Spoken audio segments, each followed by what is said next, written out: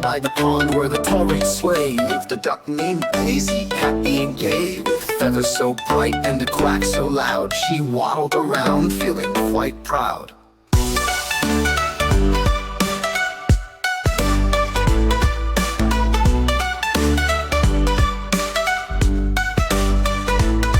Not far away, in a coop so neat, lived a chicken named Charlie, tiny and sweet. He clucked and pecked, scratching the ground, looking for seeds scattered around.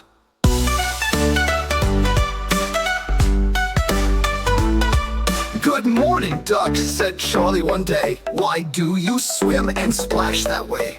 Daisy just laughed, flapped her wings. "I love the water, it makes me sing. But I like the earth, warm and dry, scratching and pecking, oh my, oh my." Charlie flapped, then gave a hop, perching high on the old fence top.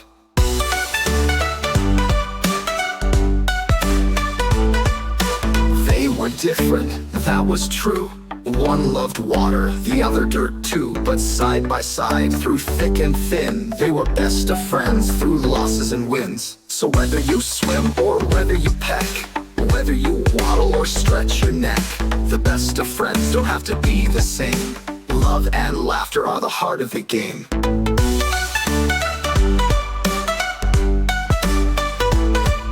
And so they lived in sun and rain, quacking, clucking through joy and pain. A duck and a chicken, happy and free, best farm friends as friends should be.